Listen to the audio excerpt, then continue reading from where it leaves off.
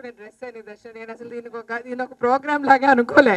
మన మీడియా మనం కలుస్తున్నాం అన్నట్టు, ఇంట్లో ఉన్నదాన్ని ఇంట్లో ఉన్నట్టు అలాగే వచ్చేసాను. సో ఎప్పుడు కూడా మీడియా అంటే, నేను ఎప్పుడు కూడా మీడియా గురించి భయపడిందో, అయ్యో మీడియా అంటే ఒక కైండ్ ఆఫ్ అయ్యో వీళ్ళు కలవడానికి వెళ్తున్నామనో. నువ్వు తప్పు చేయలేదు కాబట్టి భయపడ్డాను. లేదు, తప్పు ఉప్పు అన్నది పక్కన పెడితే బేసికల్గా అంత బాగుంటుంది మీడియాతో. మాకు ఎప్పుడు ఇండస్ట్రీలో అడుగుపెట్టినప్పటి నుంచి తరంబ్రాల దగ్గర నుంచి బైకర్ వరకు కూడా ఎప్పుడు కూడా మీడియా మమ్మల్ని వేరేగా చూసింది లేదు, మమ్మల్ని ఎప్పుడూ కించపరిచింది లేదు.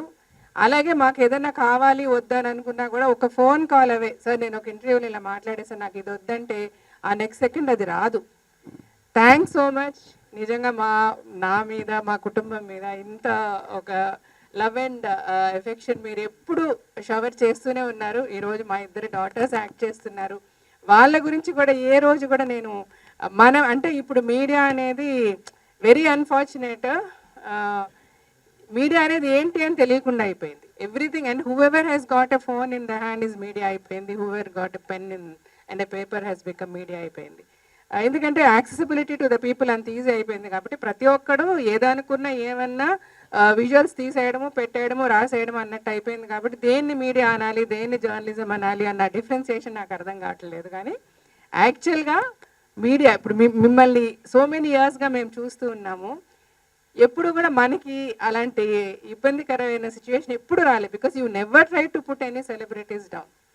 ఇవాళ రేపు ఏంటంటే సెలబ్రిటీ అసలు ఏంటో కూడా తెలియంది కూడా ఎవడో వాడు ఊహించుకున్నది కూడా సెలబ్రిటీ చేశాడు అన్నది ఒక రీల్ ఫామ్లో వస్తే దానికి కొన్ని వందల వేల వ్యూస్ వచ్చేస్తే దాని మీద డబ్బులు సంపాదించుకొని బ్రతకాలనుకునే వాళ్ళందరినీ ఏమనాలో నాకు అర్థం కావట్లేదు.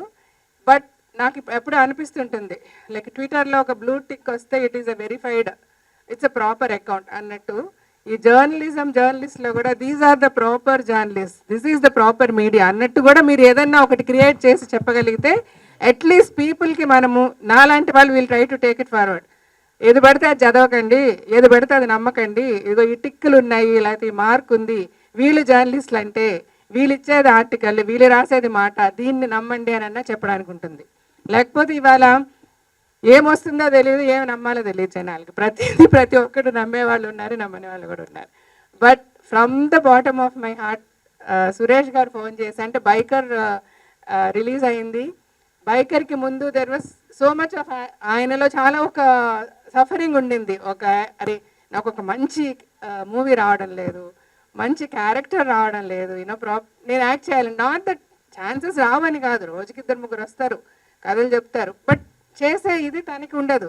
సంథింగ్ టు ఇన్స్పైర్ హిమ్ అలాంటిది రావట్లేదే అని ఆయన చాలా రోజులు ఫీల్ అయిన డేస్ ఉన్నాయి. ఇది ఆయన స్టేజ్ మీద కూడా మాట్లాడారు ట్రైలర్ లాంచ్ అప్పుడు. అది కూడా మీడియాలో రకరకాలుగా సార్ రాజశేఖర్ గారు వేషాలు అడుక్కుంటున్నారు, అలా కాదు, అది రాజశేఖర్ గారు వేషాలు అడుక్కోవడం కాదు. బేసికల్గా అంటే కొంతమంది అలాగా అంటే కొంతమంది చాలా మంచిగా చాలా ఆనందంగా అయ్యో సార్ మీరు లెజెండరీ సార్, మీరు దేవుడు సార్, మీరు క్యారెక్టర్ అట్లా కాదు, క్యారెక్టర్ ఆయన అడగటం లేదు. బేసికల్గా idea what he wanted to talk was నచ్చింది వచ్చిన రోజే కదా. ఆయన త్రూఅవుట్ హిస్ కెరియర్ ఆయనకి నచ్చితేనే చేశారు. అది కొన్ని ఫెయిల్ అవ్వచ్చు, కొన్ని సక్సెస్ అవ్వచ్చు, బట్ స్టిల్ తన హార్ట్కి నచ్చిన క్యారెక్టర్ దొరకనంత వరకు తను చేయలేరు. అది దొరకనప్పుడు మనకు ఒక గ్యాప్ వస్తుంది, మన చేతుల్లో లేదు కదా, మనమే ప్రొడ్యూస్ చేసుకున్నా కూడా అది అవ్వకపోవచ్చు, హిట్ అవ్వకపోవచ్చు. సో అలాంటి ప్రాపర్ క్యారెక్టర్ స్టోరీ వచ్చిన రోజు హీస్ హ్యాపీ. అలాగ బైకర్ అనిపించింది, నేను చేశాను, అంత అప్రిసియేషన్ కూడా నాకు వచ్చింది. సో ఫ్యూచర్లో ఇలాగ మంచి క్యారెక్టర్స్ వస్తే డెఫినెట్గా నేను చేస్తాను. వెంటనే దిల్ రాజు గారు అదే స్టేజ్ మీద అయ్యో సార్ మీలాంటి వాళ్ళందరూ ఇలా చేస్తామంటే వీ విల్ క్రియేట్ క్యారెక్టర్స్, అయ్యో నేను చేస్తాను మీరు క్యారెక్టర్స్ క్రియేట్ చేయండి, ఈ కాంటెక్స్ట్లో మాట్లాడింది. రకరకాలుగా వెళ్ళినప్పటికీ బట్ అలా రాసినా కూడా అందరూ చాలా ప్రేమతో రీల్స్ పెట్టారు. సార్ మీరంటే మాకు ప్రాణం సార్, మీరంటే అది సార్ ఇది సార్, మీరు క్యారెక్టర్స్ అని అడగడం ఏంటి సార్ అని. Sir all set and done.